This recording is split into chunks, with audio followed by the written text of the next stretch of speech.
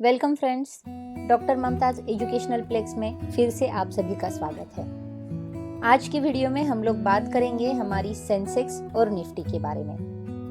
दोस्तों, आपने सेंसेक्स और निफ्टी शब्द के बारे में तो सुना ही होगा। आप रोज टीवी पर न्यूज में सुनते हैं या अखबारों में पढ़ते होंगे।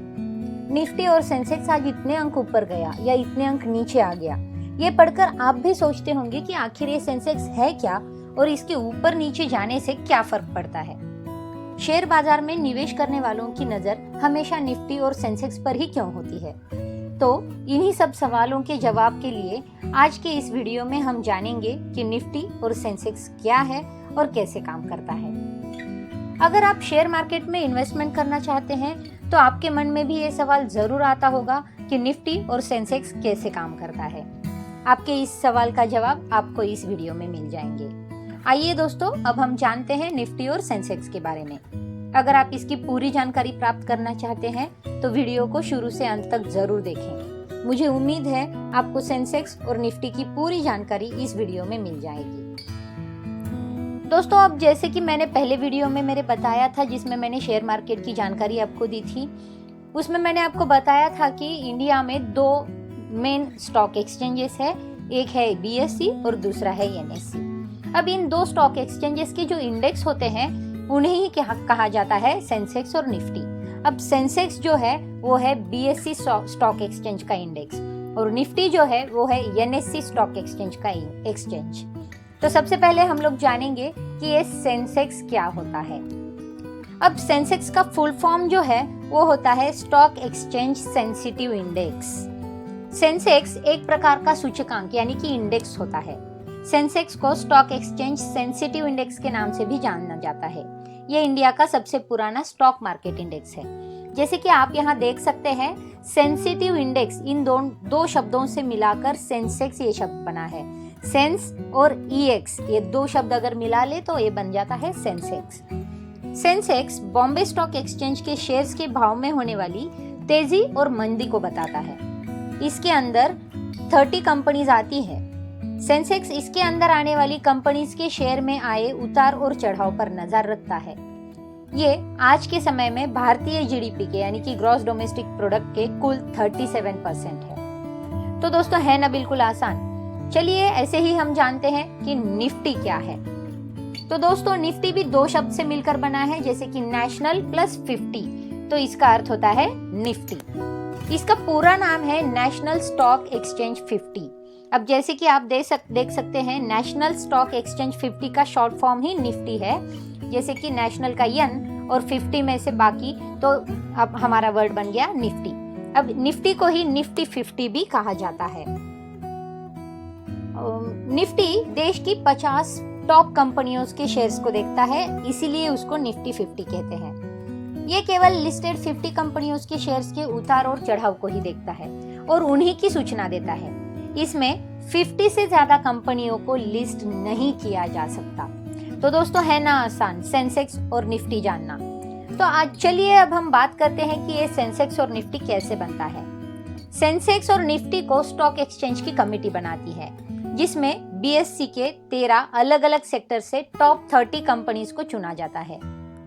यह टॉप 30 इनके शेयर के लेन देन के आधार पर चुनी जाती है और जिसमें देखा जाता है कि एक वर्ष में इन कंपनी के शेयर को कितना खरीदा और कितना बेचा गया है। सेंसेक्स आपको बीएसई स्टॉक एक्सचेंज में हो रहे फायदे और नुकसान का एक प्रारूप देती है। सेंसेक्स के अंदर भारत की टॉप 30 कंपनी आती है, जो कि हमें भारतीय बाजार में हो रही मंदी या उछाल का संकेत देती है। अब निफ्टी में भी लिस्टेड 50 कंपनियों को चुनने का काम होता है और वो काम इंडेक्स कमेटी का होता है। ये कंपनियां अलग अलग सेक्टर से चुनी जाती है, जो कि अपने क्षेत्र की सबसे बड़ी कंपनियां होती हैं। अब जैसे कि हम लोग जानते हैं कि निफ्टी में टॉप 50 कंपनीज होती है और सेंसेक्स में टॉप 30 कंपनीज होती है। तो निफ्टी में जो टॉप 50 कंपनीज है उन्हीं में सेंसेक्स की 30 कंपनीज होती है दोस्तों, यानी कि निफ्टी और सेंसेक्स में जो 30 कंपनीज है वो कॉमन होंगी। तो ये जो कंपनीज है ये इंडिया की टॉप मोस्ट काम करने वाली कंपनीज है। अब ये जो कंपनीज लिस्टेड की जाती है या फिर ये जो कंपनीज हमारी एनएससी या बीएसई में हम लोग लाते हैं, तो ये किस आधार पर आती है? तो बीएसई की स्टॉक एक्सचेंज में हजारों कंपनी लिस्टेड है। तो सेंसेक्स को चुनने की ये जो प्रक्रिया किस प्रकार चलती है, तो इसमें कई बार सेंसेक्स से कंपनी को निकाला जाता है और कई बार जोड़ा जाता है। इसका मतलब है कि जो अच्छा परफॉर्म करने वाली कंपनीज होती है उन्हें इसमें एंट्री मिलेगी और जो बुरा परफॉर्म करने वाली कंपनीज है उनको इससे एग्जिट होना पड़ेगा। तो हाँ दोस्तों, जो रेगुलर परफॉर्मेंस में काम करती रहेंगी और जो अच्छा प्रदर्शन देती रहेंगी, बस वही कंपनीज हमारी बीएसई और एनएसई में आती रहेंगी, और अगर वो परफॉर्मेंस अच्छी नहीं करती है तो उन्हें एग्जिट भी किया जाता है। इसका मतलब ये हो गया दोस्तों कि सेंसेक्स और निफ्टी में कोई भी कंपनी परमानेंट नहीं है। यहाँ पे जो कंपनी अच्छा परफॉर्मेंस करेगी उसी को टॉप मोस्ट कंपनीज में सीक्वेंस मिलेगा और उसी को इसमें शामिल किया जाएगा। अब हम आगे बढ़ेंगे, सेंसेक्स हमारा कैसे काम करता है। जैसे कि सेंसेक्स और निफ्टी के बारे में हम लोग जानते हैं या फिर हम लोग बोलते रहते हैं, ये एक्चुअली में काम कैसे करता है। तो सेंसेक्स जो है, सेंसेक्स के अंदर भारत की टॉप 30 कंपनीज को लिस्ट किया जाता है और उनकी मदद से ही सेंसेक्स बनता है। वैसे ही निफ्टी को हमारी टॉप 50 कंपनीज में को लिस्ट किया जाता है और उससे निफ्टी बनता है। अब सेंसेक्स और निफ्टी का गिरना और बढ़ना, ये दो इन 30 और 50 टॉप कंपनियों पर निर्भर करता है। सेंसेक्स के गिरने और बढ़ने की गिनती सेंसेक्स की 30 प्रमुख कंपनीज की शेयर की कीमतों के गिरने और बढ़ने पर होती है। अब सेंसेक्स के गिरने और बढ़ने का अनुमान जो है वो टॉप 30 कंपनीज के शेयर्स की कीमत के गिरने और बढ़ने से लगाया जाता है, जिसमें सभी कंपनी के शेयर्स की प्राइस को उनकी स्टार्ट प्राइस की तुलना कर देखा जाता है। अगर कंपनी के शेयर्स की प्राइस बढ़ी है तो कहा जाता है कि सेंसेक्स में उछाल आया है, और इसी तरह सेंसेक्स की गिरावट और उछाल का अनुमान लगाया जाता है। अगर कंपनी की शेयर की प्राइस घटी है तो कहा जाता है कि सेंसेक्स में गिरावट आ गई है। यानी कि जो हम लोग बातें सुनते हैं कि आज सेंसेक्स बढ़ गया या फिर आज सेंसेक्स घट गया, तो इन सभी का जो संबंध होता है वो संबंध होता है हमारी उन टॉप 30 और टॉप 50 कंपनीज के साथ। इसका मतलब ये होता है कि उन टॉप 30 कंपनीज ने अच्छा प्रदर्शन किया है तो सेंसेक्स बढ़ गया है, अगर उन कंपनीज ने बुरा प्रदर्शन किया है तो सेंसेक्स हमारा घट भी जाता है दोस्तों।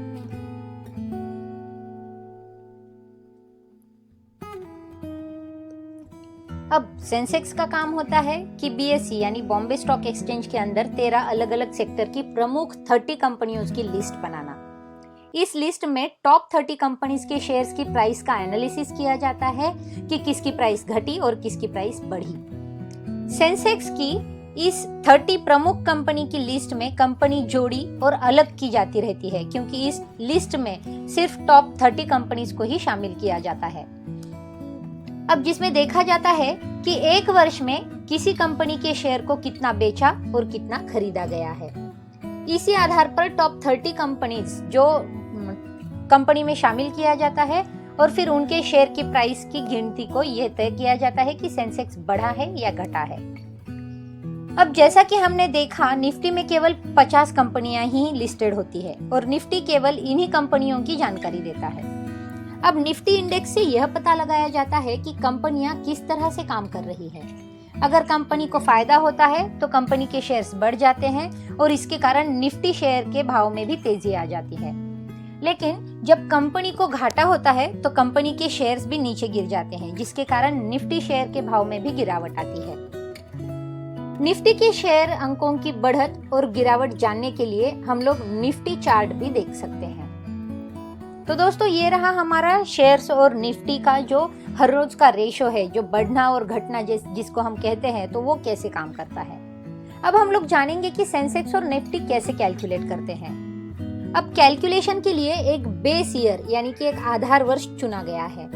अब ये है 1978 टू 1979। उस समय सेंसेक्स का आधार मूल्य सिर्फ 100 रुपए था। तो बॉम्बे स्टॉक एक्सचेंज को पहली बार 1986 में कैलकुलेट किया गया था और 1 सितंबर 2003 के बाद से फ्री फ्लोट मेथड से सेंसेक्स का कैलकुलेशन किया जाने लगा है। अब फ्री फ्लोट मेथड में कंपनी के जो शेयर्स जो पब्लिक ट्रेडिंग के लिए अवेलेबल रहते हैं और गवर्नमेंट का हिस्सा दोनों को निकाल दिया जाता है और जो बैलेंस बचता है वो मार्केट में पब्लिक ट्रेडिंग के लिए अवेलेबल रहता है। सेंसेक्स का कैलकुलेशन हमेशा उसकी टॉप 30 कंपनीज के ऊपर ही निर्भर करता है। यहाँ सेंसेक्स की कैलकुलेशन उनकी कंपनी की ओपनिंग प्राइस से उनकी क्लोजिंग प्राइस को देखकर सेंसेक्स की कैलकुलेशन की जाती है। सेंसेक्स और निफ्टी आपको बीएसई और एनएसई की पूरी एक्सचेंज में हो रहे उतार चढ़ाव एवं स्टॉक एक्सचेंज में हो रहे बदलाव को दर्शाती है। अब ये सेंसेक्स और निफ्टी जो कैलकुलेट करते हैं वो कैलकुलेट करने में कुछ स्टेप्स हैं दोस्तों। तो उन स्टेप्स के लिए हम लोगों को कुछ फॉर्मूलेज देखने पड़ते हैं। अब जैसे कि स्टेप फर्स्ट है जिसमें हमारा पहला फॉर्मूला आता है मार्केट कैपिटलाइजेशन का। अब ये मार्केट कैपिटलाइजेशन जो होता है वो मार्केट प्राइस और शेयर्स आउटस्टैंडिंग को मल्टीप्लाई करके निकाला जाता है। दूसरा स्टेप हमारा होता है जिसमें हम फ्री फ्लोट मार्केट कैपिटलाइजेशन के बारे में बात करते हैं। अब ये फ्री फ्लोट मार्केट कैपिटलाइजेशन जो होता है वो मार्केट कैपिटलाइजेशन और फ्री फ्लोट फैक्टर इन दोनों को मल्टीप्लाई करके निकाला जाता है। आइए मैं आपको और अच्छे से समझाती हूँ कि ये फ्री फ्लोट मार्केट कैपिटलाइजेशन क्या होता है। तो दोस्तों कोई भी कंपनी जब शुरू होती है तो कंपनी में के जो शेयर्स इशू किए जाते हैं उनमें से कुछ शेयर्स प्रमोटर्स अपने पास रख देते हैं ताकि उन्हें डिसीजन मेकिंग में पार्ट लेने के लिए आसानी हो और उनके पास कुछ हेवी अमाउंट हो जिससे कि उनका वोट या फिर उनका डिसीजन मेकिंग में पावर रहे। तो वो शेयर्स कुछ प्रमोटर्स अपने पास रख देते हैं और बाकी के जो शेयर्स होते हैं वो जनरल पब्लिक के लिए छोड़ देते हैं जहां पर इन्वेस्टर्स यानी कि शेयर होल्डर्स अपना इन्वेस्टमेंट कर देते हैं। अब ये जो आपको ग्राफ दिख रहा है इसमें प्रमोटर्स का अगर पोर्शन हम लोग निकाल ले और सिर्फ इन्वेस्टर्स की अगर बात करें तो ये इन्वेस्टर्स का जो पोर्शन है सिर्फ वही मार्केट कैपिटलाइजेशन के लिए ओपन होता है दोस्तों। यानी कि प्रमोटर्स का जो पोर्शन है वो कैपिटलाइजेशन के लिए कंसिडर नहीं किया जाता है। इसका मतलब ये भी हुआ दोस्तों कि जो कुछ मुट्ठी भर लोग होते हैं या फिर जो कुछ मुट्ठी भर प्रमोटर्स होते हैं जिनका होल्ड सबसे ज्यादा होता है तो वो होल्ड कम करने के लिए या फिर वो इनजस्टिस ना होने के लिए हमें ये फ्री फ्लोट मार्केट कैपिटलाइजेशन करना होता है। तो जनरली हमें ये देखने मिलता है कि ये फ्री फ्लोट मार्केट कैपिटलाइजेशन जो है वो रिमेनिंग यानी कि जनरल इन्वेस्टर्स जो है उन्हीं इन्वेस्टर्स को लेकर हम लोग करते हैं। तो हम लोग हमारी सेंसेक्स और निफ्टी जो कैलकुलेट करते हैं वो कैलकुलेट करते हैं हमारी पूरी sum of free float market capitalisation के साथ और इसे डिवाइड करते हैं हम हमारे इंडेक्स वैल्यू के साथ जो कि हमारा इंडेक्स वैल्यू हमारी बेस ईयर में दिया होता है। तो इस तरह से हम लोग हमारी सेंसेक्स और निफ्टी को कैलकुलेट कर लेते हैं दोस्तों। अब सेंसेक्स और निफ्टी के बारे में हम लोग जान चुके हैं। अब ये सेंसेक्स और निफ्टी हमारे लिए इम्पोर्टेंट क्यों है या फिर इसके क्या फायदे होते हैं, तो इसके कुछ फायदे मैं आपके सामने रखती हूँ। अगर सेंसेक्स बढ़ता है तो कंपनी को फायदा होता है और अगर जब कंपनी को फायदा होता है तो शेयर्स खरीदने वालों की संख्या भी बढ़ जाती है जिससे कंपनी के शेयर्स के भाव भी बढ़ जाते हैं और जिससे कंपनी का विकास भी होता है। जब शेयर मार्केट अच्छा होता है तो सेंसेक्स भी ऊपर जाता है जिससे विदेशों से भी इन्वेस्टर्स यानी कि निवेशक शेयर्स खरीदते हैं जिससे हमारी भारतीय करेंसी पर अच्छा असर होता है और भारतीय करेंसी विदेशी करेंसी की तुलना में मजबूत हो सकती है। जब भारत की कंपनी में विदेश का निवेश बढ़ता है तो चीजों की कीमत कम होती है क्योंकि निवेश से रुपए विदेशी मुद्रा से मजबूत होता है। सेंसेक्स बढ़ने से शेयर होल्डर्स को भी फायदा होता है और देश की अर्थव्यवस्था में भी सुधार आता है जिससे आम लोगों को फायदा मिलता है। सेंसेक्स और निफ्टी जिससे नौकरी और रोजगारों में भी बढ़ोतरी होती है एवं कंपनी का उत्पादन भी बढ़ता है। इसकी हेल्प से कंपनी के फायदे और नुकसान की जानकारी भी मिल जाती है। तो दोस्तों आपने देखा कि शेयर मार्केट में निफ्टी और सेंसेक्स कितने महत्वपूर्ण है। ये देश का सबसे महत्वपूर्ण स्टॉक एक्सचेंज इंडेक्स है और सबसे ज्यादा ट्रेंड होता है। तो दोस्तों कितनी आसान तरीके से हम लोगों ने सेंसेक्स और निफ्टी के बारे में सब कुछ जान लिया है। आज की वीडियो में आपको मैंने सेंसेक्स क्या होता है इसकी जानकारी दी है और इसी वीडियो में मैंने आपको सेंसेक्स क्या होता है, ये कैसे काम करता है, इसी के बारे में भी बताया है। आपको ये जानकारी कैसी लगी? इस वीडियो के जरिए आपको सेंसेक्स कैसे कैलकुलेट होता है ये सीखने को मिला। मैं आशा करती हूँ कि मैंने आपको इसके सेंसेक्स के बारे में और निफ्टी के बारे में सब कुछ अच्छे से समझा दिया है। इस वीडियो को आप अपने फ्रेंड्स को भी दें और सोशल मीडिया पर भी जरूर शेयर करें जिससे और भी लोगों को इसके बारे में जानकारी प्राप्त हो सके। मेरी वीडियो में आपको अगर कोई परेशानी है या आप इस वीडियो के बारे में और कोई जानकारी चाहते हैं तो कमेंट बॉक्स में अपना कमेंट करके पूछ सकते हैं। अगर आप इसी तरह के लेटेस्ट अपडेट पाना चाहते हैं तो आपको मेरे YouTube चैनल यानी कि डॉक्टर ममताज एजुकेशनल प्लेक्स को सब्सक्राइब करना होगा। तो दोस्तों फिर मिलेंगे आपसे कुछ ऐसे ही न्यू वीडियोस के साथ। तब तक के लिए देखते रहिए, ट्यून रहिए, सुरक्षित रहिए और घर पर ही रहिए। आपका दिन मंगलमय हो। धन्यवाद दोस्तों।